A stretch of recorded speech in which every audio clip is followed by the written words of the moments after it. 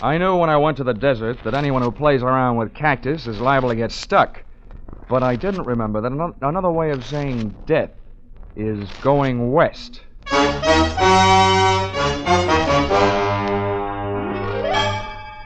This is another in the adventures of America's fabulous freelance insurance investigator, Johnny Dollar. At insurance investigation, Johnny Dollar is only an expert. At making out his expense account, he's an absolute genius.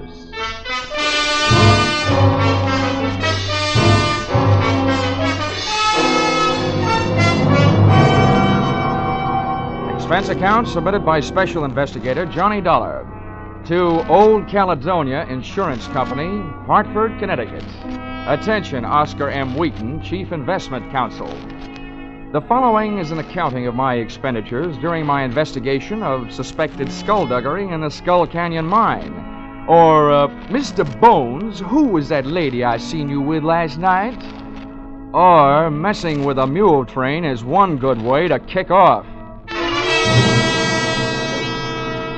Expense account, item 1.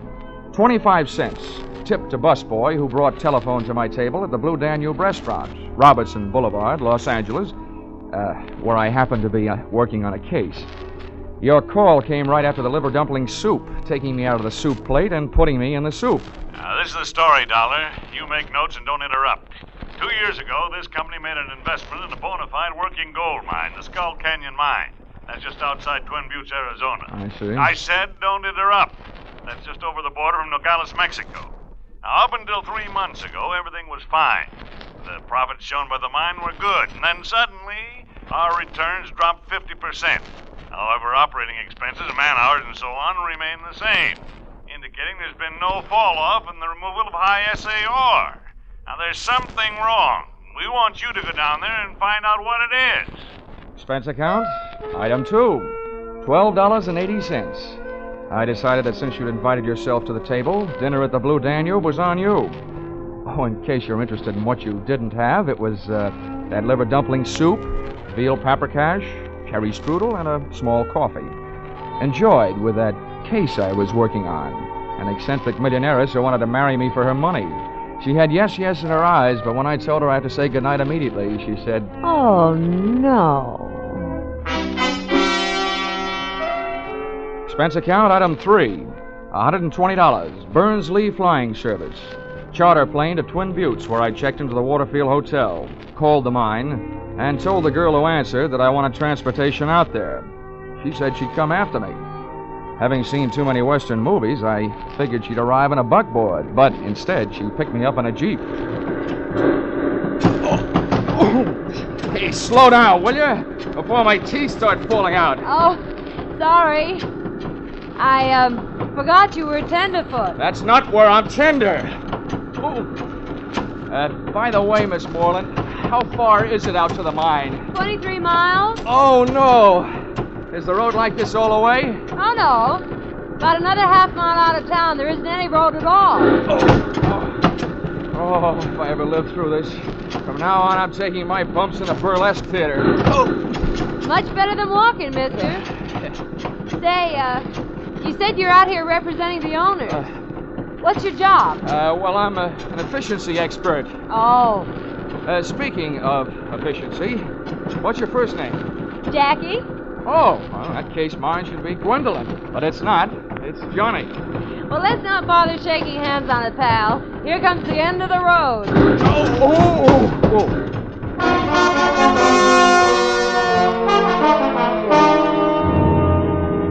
The scenery was jumping around like a home movie. My teeth were trying to find out how much abuse my uppers would take from my lowers. I felt like I was gradually being hammered down from a tall, thin man into a short, round one. And there I was, caught without my rhinestone-studded motorcycle belt.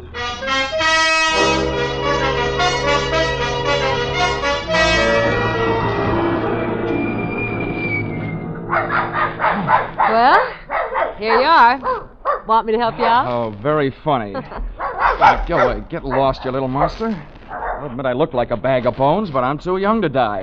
Go on, now beat it. Oh, be a good dog now. Lie down, Nugget. Down. Yeah, Nugget, drop dead. This the mine office? This is it.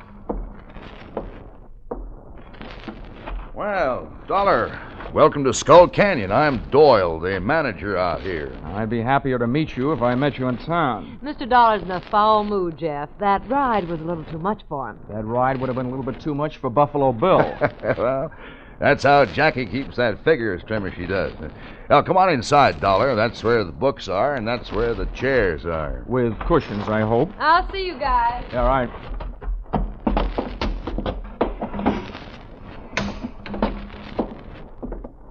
Sit down. Thanks. Oh.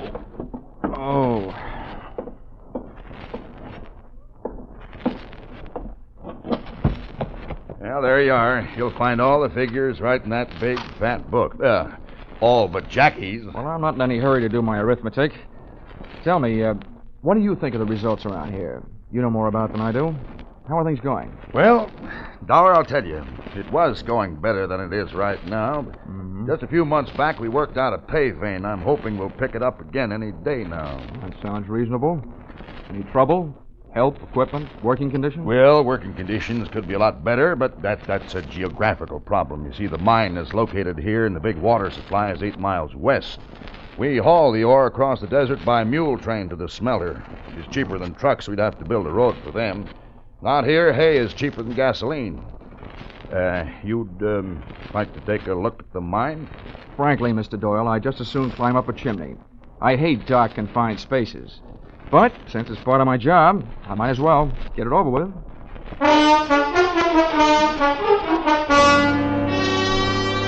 The entrance into the mine was through an adit, a horizontal shaft into the side of a hill. We rode in on the tail end of a small red dynamite car, drawn by a donkey, junior grade, a burro. It was cooler in there, but I started to sweat the minute we left sunlight and fresh air behind us. I could hear the jackhammers nibbling little gold earbobs out of the quartz rock for the Christmas tree. Then I heard them stop, and Doyle told me why. Sounds like they're about ready to blast. Oh, great. So open your mouth and cover your eyes.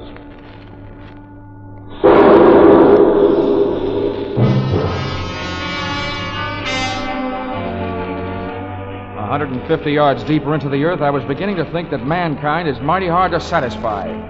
The Lord gave us the world's whole surface. Then we had to go and invent gold mines and airplanes. And right then, I'd have settled for an airplane. Oh, what's the matter, Dollar? You look a little green. Oh, I feel a little green. Well, look, take some deep breaths and hold them as long as you can. Okay. Yeah, there, that'll perk you up. Well, this is it. Right here is the only face we're working. It doesn't help. So this is it, huh? Well, let's see the rest of it. What? I told you, this is it. This is the only face we're working. Okay, you guys, keep it moving. Load that ore. Fill them up. Come on, bend your back. Well, let's get out of here, Dollar. Okay, Doyle. I've seen what I came to see. And I also figured I had heard what I came to hear.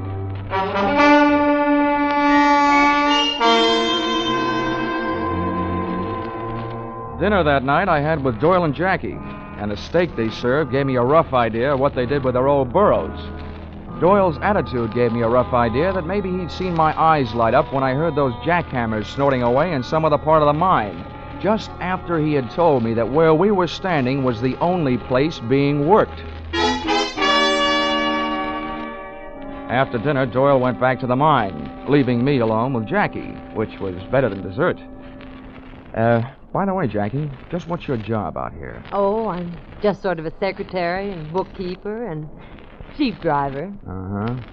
How'd you happen to land here in Skull Canyon? Well, I took the job because I was going to marry the man who was the manager then, Doyle's old boss.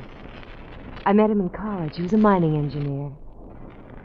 His name was Larry Hodges. Oh, what happened? I was left at the altar. When I got out here, he was gone. Guess he got stage fright and changed his mind. Anyway, nobody's heard from him since. Least of all me. Come on, I'll show you where you sleep.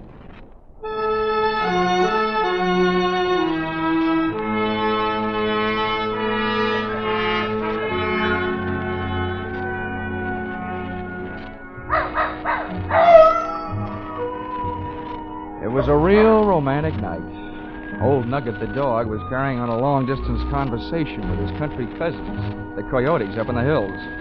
The air was soft and warm, and so was Jackie's arm. Stars hung low. And so did my spirits when she bid me goodnight after she introduced me to my roommate. Hiya, Sonny. An old Mule Skinner named Kangaroo. Make yourself comfortable. Oh, a fat chance. Well, better than a sand bed and a saddle pillar. Oh. Say, for a pine shack, this has a mighty fancy floor. What is it, mahogany? Nope, tobacco juice. Whoosh. Helps keep out the sidewinders. What do you mean, helps? Little snake critters crawl in out of the hot sun to get cool. Where are you from, Sonny? Hartford, Connecticut. Well, I'll be turned too. I don't reckon it shows through, but I'm a Easterner myself. I'm out from New York State 53 years ago. Little town of Prattville. County seat it was. That's pretty dull. What'd you say? Oh, nothing. Say, are you the one that handles the mules on the run out to the smelter? I'm one of them. Well, how's chances of hitching a ride with you in the morning? You'll have to get up early. All right, then. I'll get up early. Well, then stop wasting your breath on a lot of dang fool words. Use some of it on the kerosene lamp. Quick! Night.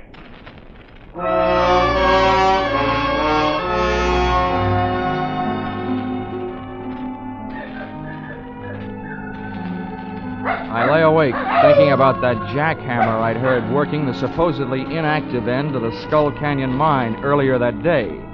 This didn't take too much pounding into my skull before I decided that Doyle was working on a vein for his own personal profit. I also knew that for him to convert the ore into gold, he had to get it to a smelter. So I figured that the Mule Skinner, Kangaroo, was the best place to start asking questions. It's funny how a sleepless night can sour the beauty of a desert sunrise.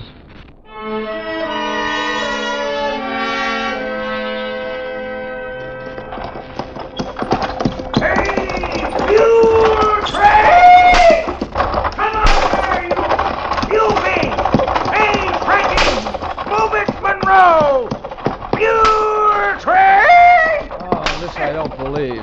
Since that dang record come out, I had to rename all my mules. Big Gipper! Hiya! Yee-hoo! Dang fool song anyway. Now I'll get you feeling self-conscious just doing my everyday job. Say, see that big rock up ahead? Near the mouth of that little itty-bitty side canyon? Yeah, I see it. That's Halfway Rock. Means we're halfway to where we're going. I'm sorry it isn't all the way, Rock. I wish we'd get there. The sun's getting awful hot. Why, it ain't nothing, Sonny. Some days that old sun's got your tongue hanging out your fur. Gets a real nice tan. How do you stand it? Hey, what's that stomach pump doing way out here? Stomach pump? What in tarnation are you talking about? That's a clever name for a light airplane. Hey, looks like he's getting ready to give us a buzz. Hey, Mules! Hey, you, Monroe! Steady, blast you, steady! Monroe! Doggone it, he's the loudest mouth ding-ding old mule I ever did hear. Hey, here he comes. Ho there, ho! Steady, steady!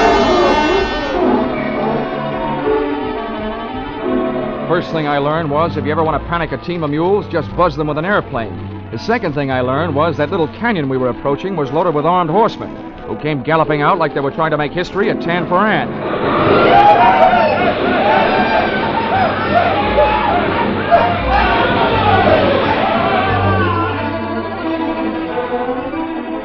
The gunman didn't do anything to me except hold me at bay, while the plane picked itself a landing and disgorged its one-man air force. Buenos dias, amigos.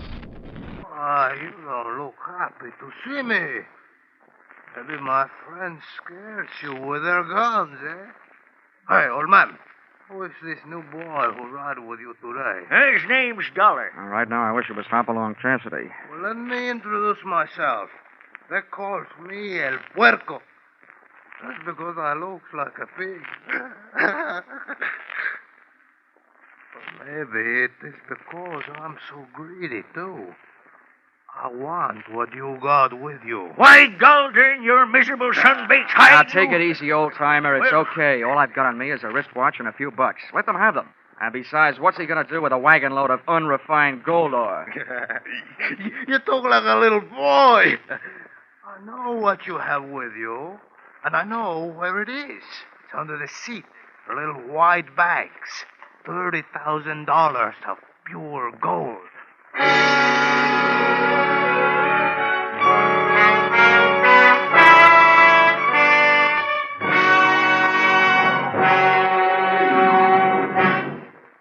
In just a moment, we will return to the second act of Johnny Dollar. Now, with our star, Charles Russell, we return to the second act of yours truly, Johnny Dollar.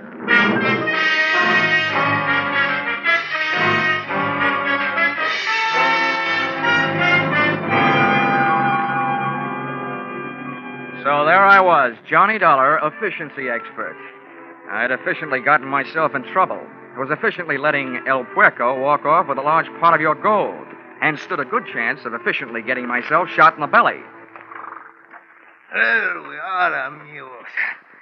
I feel better now the gold is in my little aeroplane. I hope you're not mad with me. You know, I need the money to pay my taxes. Okay, you got what you wanted. Why don't you take off and get out of here? That ding-dang rascal. He's probably figured on shooting us. Oh, no, old man. I'm a very scientific bandido. You think I want to shoot you and get killed myself for murder? Oh, no. I let your mules do the dirty work. Hey, Manuel, Pedro, Juanito, here, adelante.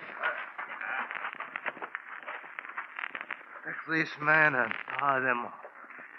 Tie them to the stake back to back. And the rest of you tie up the mules in a circle around them, in nice and close. Then I will get in my little aeroplane and dive on the mules. And the mules will kick their heads off. Pitching horseshoes may be fun, but not when they're being pitched at your head by a mule. Once we were tied back to back on the stake, the nearest available technical advisor, Kangaroo, was anything but encouraging. That's the trouble with a Galdern mule. When they get riled up, they think with their feet. Here he comes. Oh, hey,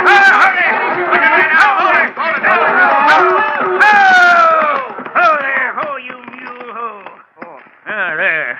I guess we showed him. Yeah. I ain't skunned mules 40 years for nothing. I can handle them. Oh, nice going, Kangaroo. Now, listen, Sonny, I got me idea. Yeah, what is it? Well, go something like this. Hey! Oh!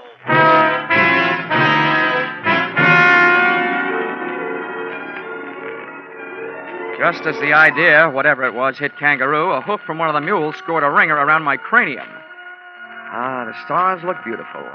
They came out in the shape of a horseshoe. And as I slipped into that familiar Betty Bye for private eyes, the world of hit-on-the-head darkness, I could hear Kangaroo's advice, too little and too late. There, you see? You can never trust a mule. Never trust a mule. Never trust a mule.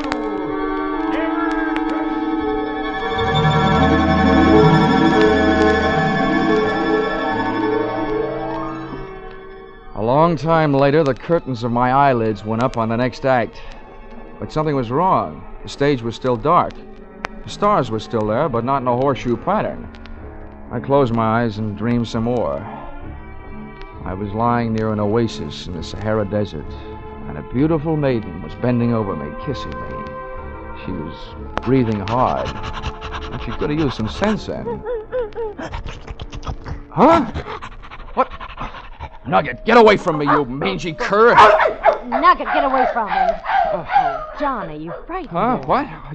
Jackie. Oh, what are you doing out here? Well, take it easy, pal. It's a darn good thing I am out here. You getting yourself kicked in the head. Let's just say the wrong end of a horse got mixed up with the wrong end of a mule. Hey, where's Kangaroo? Where are the mules? What's going on? Johnny, relax. Kangaroo and the mules are on their way back to the mine. Oh, where's Pancho Tortilla? Who? There was a Mexican bandit out here, the greatest piece of typecasting since the Gutenberg Bible. Oh, El Puerco. Yeah. Yeah, Kangaroo told me about him. Come on now. Try to get up. Come on. Oh. Yeah. Hey, what happened to you? Your clothes are all torn. Yeah. This is Mr. Doyle's idea of a proposal of marriage. We were supposed to fly off together to South America tonight. Been planning it for a long time. Well, what made you change your mind? Oh, you know how it is. Best laid plans of mice and men. Oh, yeah.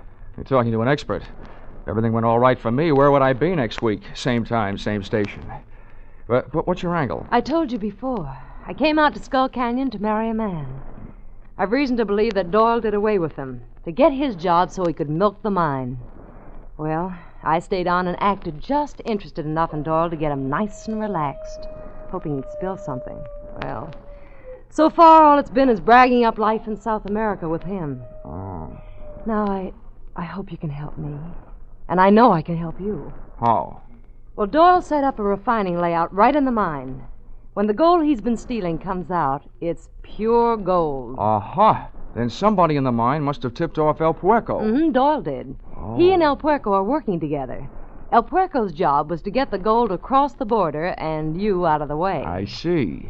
Well, listen, you ever been in the mine? I mean, could you show me the way of the refining layout? Oh, no. Doyle's never let me inside. Well, how about the charts of the mine? They're in the safe. I've got the combination. If we can just get in without Doyle seeing me, I can get him. Now, leave that to me. Come on, let's get going. Wait a minute. How do we get back? Well, I came out in the Jeep.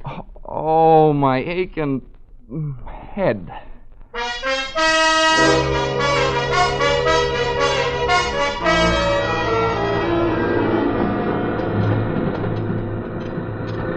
This is close enough, Star Eyes. We better pull up right here. All right.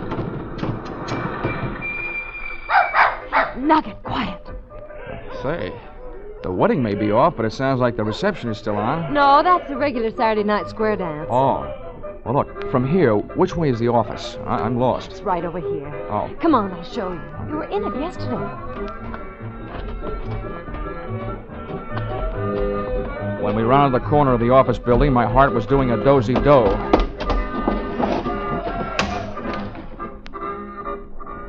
Oh! The door of the safe was open, and so was the mouth of the fellow in front of us. But he wasn't saying anything. He was lying on the floor, dead. El Puerco, the pig. Oh, what a spot for a big red apple. Johnny's dead. He must have come back for something. Kangaroo must have caught up with him. Whoever caught up with him, but good. Come on, let's go take a look for Kangaroo.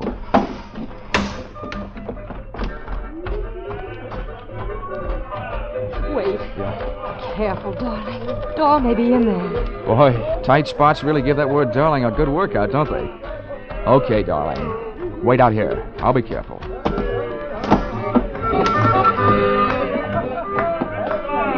Say, partner, you seen Kangaroo around here? Kangaroo? Yeah. Well, sure. Kangaroo came in here looking for Doyle. Well, did you find him? Well, don't know. Doyle went over to the mine. Is that where Kangaroo went? Well, if I was looking for Doyle, that's where I'd go. Thank you, Bottleneck.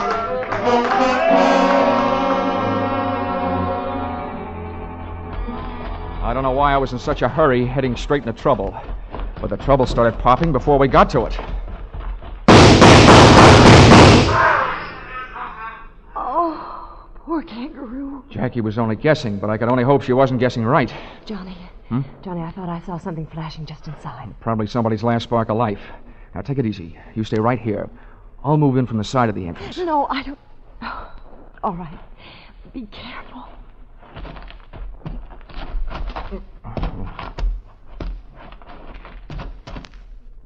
Oh, he sure got you good, partner. Okay, Jackie, you can relax. The right man got it, your playman. Mr. Doyle. Oh, Johnny. Oh, Johnny, it's awful. What a relief. Hey, Kangaroo, you can come out now. Everything's all right. It's us, Jackie and Dollar. Anyway, don't make a move or I'll shoot you down. Hey, what the... Hurry! Stay where you are. Larry, you mean the guy you thought was dead? The guy you were supposed to marry? Yes. Oh, Larry. Larry died. I'll kill you. No. I was telling you. All right. Oh.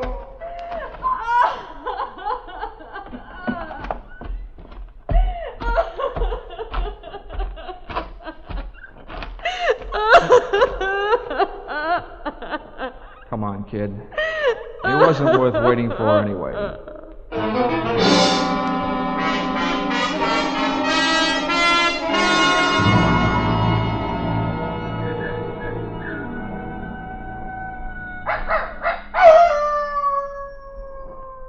Oh, well, Kangaroo, I'm glad your first interest was feeding your mules so that you didn't get mixed up in all that shooting. Yep.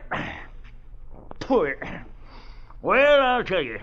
When three bad eggs like Hodges and Doyle and El Puerco get together double-crossing each other, they all gotta wind up in the omelet.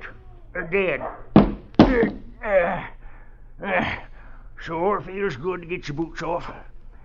That Larry feller thought he was pretty smart, holding up in that mine with his own private smelter, using Doyle for a front. The only thing was he didn't figure on Doyle falling in love with his woman. Yeah, who wouldn't? Say, for a young fella, you sure talk a lot. How about using some of that breath you're wasting on that kerosene lamp, huh? Quick! Right.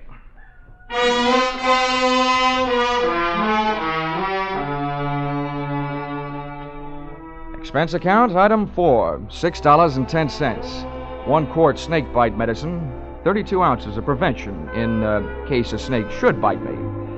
Item 5, $3.40, with which I purchased the nicest gift I could think of for a gal in Jackie Moreland's position. A telegram to you, requesting that you give her a job she very much deserved, the managership of the Skull Canyon Mine.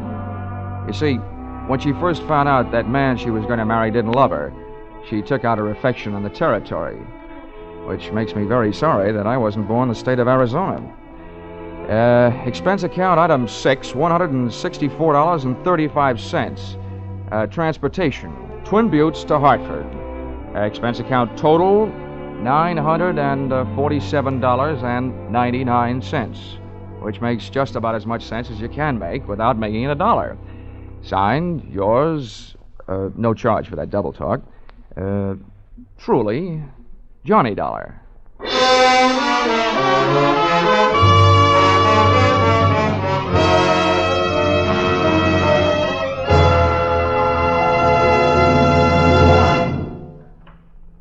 Yours truly, Johnny Dollar, is produced and directed by Gordon T. Hughes and stars Charles Russell. Script by Paul Dudley and Gil Dowd.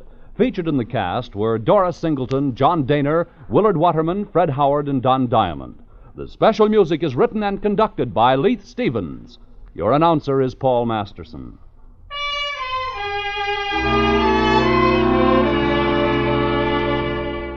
Be sure to be with us at this same time next week when another unusual expense account is handed in by Yours truly, Johnny Dollar.